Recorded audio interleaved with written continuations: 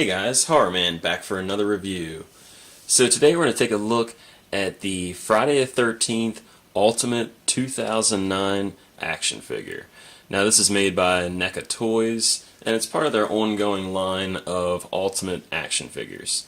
So just taking a look at the packaging here, you have that classic Remake 2009 image on the front, just basically showcasing that hockey mask. Now you see there's no eyes in it. This is actually from a scene where he first discovers the mask and it's kind of just, sitting in that spooky looking lighting.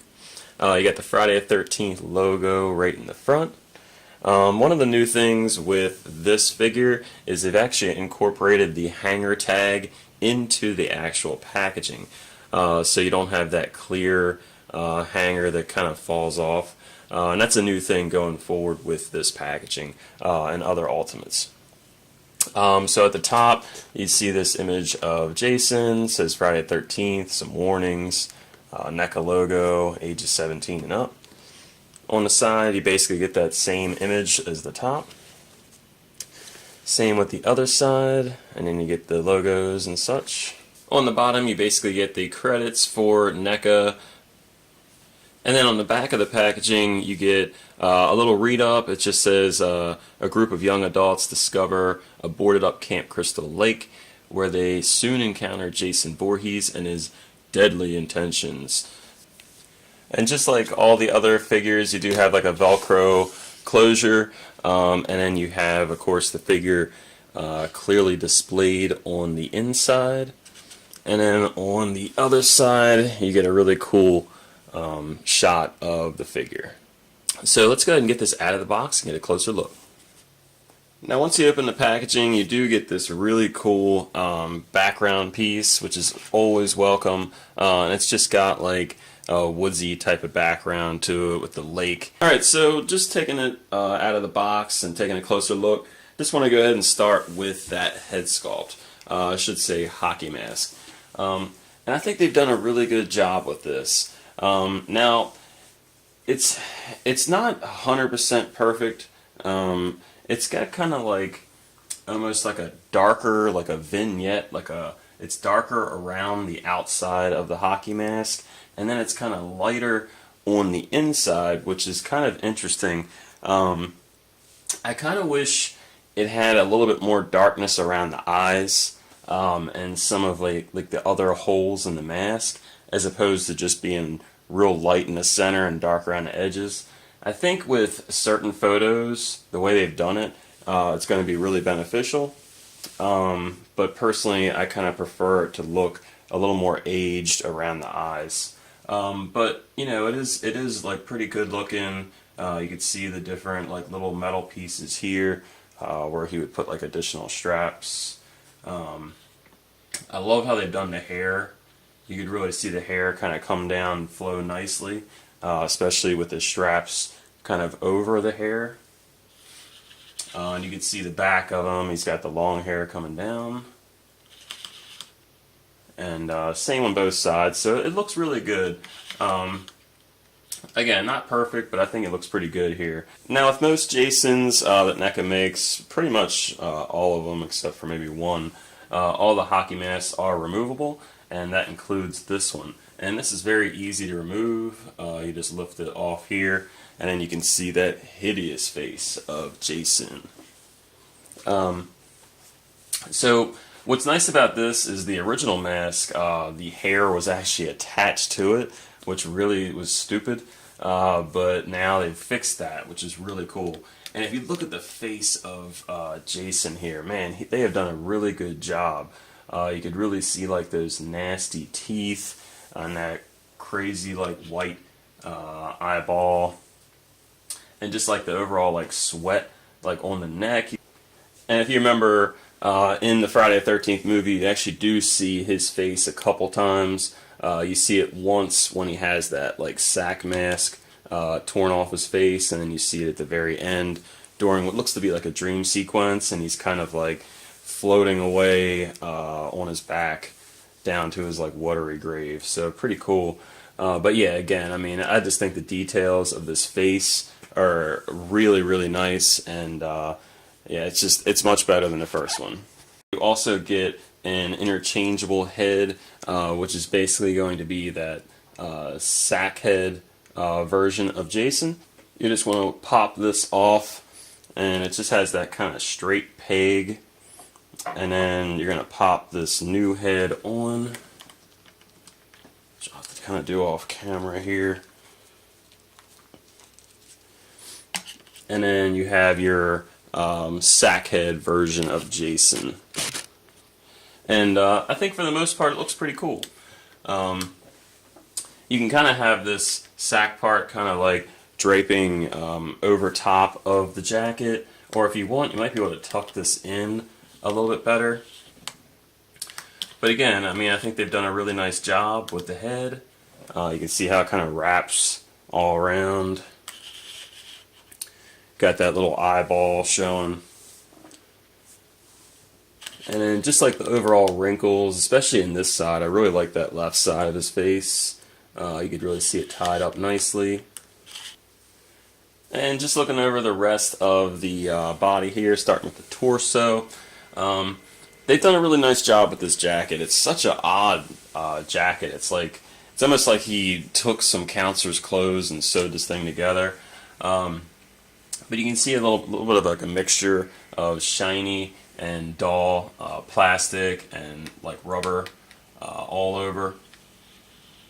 I really love the sleeves, which are like kind of sculpted lines that kind of create this like diamond type of pattern, which is cool. Like I said, it kind of looks like it's another jacket, which is kind of nice about him. He's got that survival look. I really love the wash effect on this shirt. I mean, it's nice and dirty looking. All the little sculpted lines are just really highlighted in this. And he's got the little zipper showing. And over to the back again, you have that kind of diamond pattern, all sculpted in. And I like how the jacket kind of, flows nicely. You can kind of see like a elastic part right here. And then just, the hands are really nicely detailed. You can see all the lines in the hands. So overall, just really nice sculpting in that torso. And then just looking over the bottom half of the figure, just great details, just like the rest. You can see all the wrinkles going on in the pants, which look really good. You can kind of see like the knees are kind of blown out on the pants. You got the little seams going all down the side of the pants. You got some tears going on the bottom of the pants. Great details all over to the back and to the side. You can see he's got even more tears going on. And then also you have the sheath kind of hidden underneath that jacket. Nice silver paint and a little buckle with a strap going over the left thigh. And then the actual shoes look really nice. Got some silver painted on the eye holes, and then 2 peg holes on the feet, and some nice tread for the shoes going on there. I have him on a stand just for the review. He can stand pretty good, but I do prefer the stand with him since he's kind of top heavy. So just taking a look at the accessories that Jason comes with. We've already kind of looked at that interchangeable sack mask that he comes with. But besides that, he also comes with weapons, of course. You do get the pickaxe, which is really nice. You get that black handle and a silver, blade, and you can see both sides are a little bit different. You also get this little like fire poker, which we've kind of seen before with like the Part 3 Jason, and it just got like a little hook to it. And if you want, you could probably heat that up to straighten it out just a little bit. You also have the axe, which is pretty famous in this movie. It's got a nice thick light brown handle, and then it has kind of like a darker gray, and then with like nice shiny, looks like sharpened bright silver on both sides. You also get the screwdriver, which is a really brutal kill in the movie, and it's got kind of like a green handle, and it's a fairly long screwdriver. And then finally, you get his trusty machete, which is really nice. Now this is huge compared to some of the other machetes, which we kind of know from the movie. It is probably the biggest machete he's had. It's closer to like a sword. But it's done really nice. You get kind of like a leather wrapped handle, and then you can see the kind of like silver pins in the handle, and it's just like that dark wood. So pretty nice looking machete there. Just to give you an idea how big this blade actually is, here is the Remake blade next to the Final Chapter blade. Now you can see the Final Chapter blades are really nice and bloody, which is awesome. Sometimes they give you a bloody machete, but you can see not only is the handle much thicker and bigger, but the actual blade is significantly longer. Now there's a couple ways of displaying Jason with the machete. The one way that is really cool is you could just store it in the actual sheath. They also give you a different interchangeable hand, and the weathering and everything on the hand is nice. And once you have that new hand interchanged, you can display him with the machete.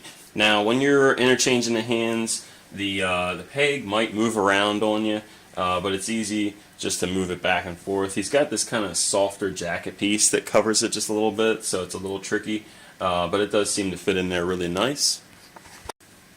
And with that same interchangeable hand, you can put that axe in there. He seems to hold it nice and tight.